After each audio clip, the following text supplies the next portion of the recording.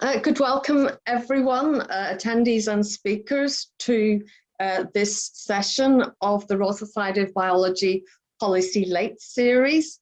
My name's Louise Cosby, and just to briefly introduce myself, I'm Head of Virology at the Agri-Food and Biosciences Institute in Belfast, and also an Emeritus and Honorary Professor at Queen's University Belfast in the Wellcome Wilson Institute for Experimental Medicine, which is in the School of Medicine, Dentistry and Biomedical Sciences.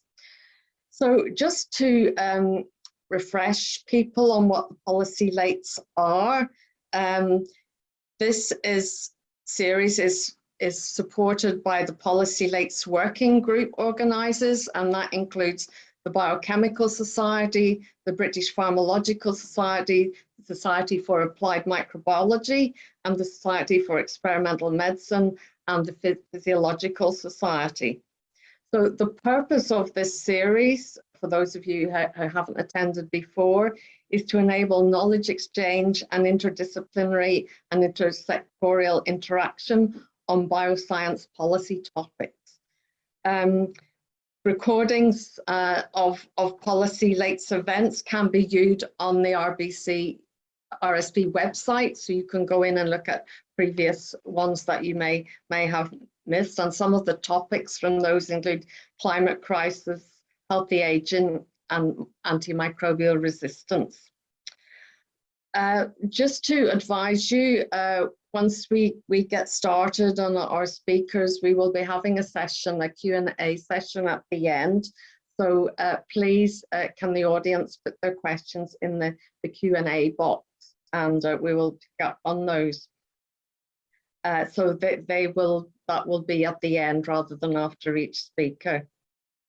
So the general topic that we're addressing tonight is really on One Health approaches to pandemic preparedness. So up-to-date evidence and expertise is key, obviously, to prevention, preparedness and rapid response to infectious disease outbreaks. And we all now can see this very clearly from COVID, the COVID situation.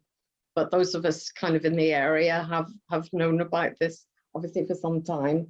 So policy makers need clear, efficient and effective routes to access scientific evidence to ensure that the systems governments build to anticipate, assess and respond to these outbreaks, integrate appropriate evidence in real time. In order to be applied to real world scenarios, this information must be collected and synthesized from across sectors and disciplines, including One Health approaches. An international and systemic approach is a laudable aim for future development and innovation. But what exactly is One Health principles? A lot of people are still a bit unclear about this. And how can governments support and integrate them into action to prevent the planet and society? Is it realistic to synthesize One Health evidence from across wide-ranging sectors? And what might policymakers, advisors and researchers need in order to achieve truly efficient systems for exchange of strategic information?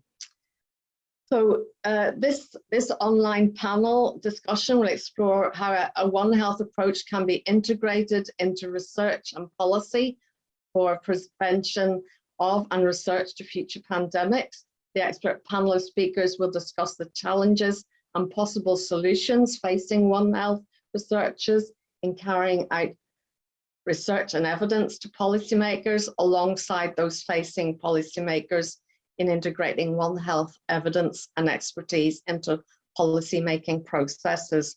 My own background in this, as you can see, I'm actually in a job in a veterinary institute, but I reach across to the medical school in the university, and for a number of years was the chair of microbiology there, responsible for the program of microbiology for medical students, but also teaching and doing research science students in virology. So And for many years before that, I've worked across from human to veterinary viruses. Most or many virologists, they don't think of human or veterinary. If they're working in a genus of viruses, then it can run across different species. For many years, I worked on morbilliviruses, which run across the two you probably heard of, are measles and canine distemper. So you can see where this runs from. And we'll probably come back to some of these issues later on. So the topics, the three areas that we're actually going to, the speakers will address tonight are perspectives from one health researcher with experience providing advice to policymakers on researchers' needs in order to best contribute evidence and expertise to pandemic prevention and response strategies. The second topic, really from a different angle, perspective from UK policymakers on their needs in order to best integrate One Health evidence and principles into pandemic prevention and response strategies, so from the policymakers' point of view. And finally, the third area is perspectives from international policymakers or advisory experts in science policy on challenges and possible solutions to best enable strategic information flow to integrate One Health evidence and principles into pandemic prevention and response strategies.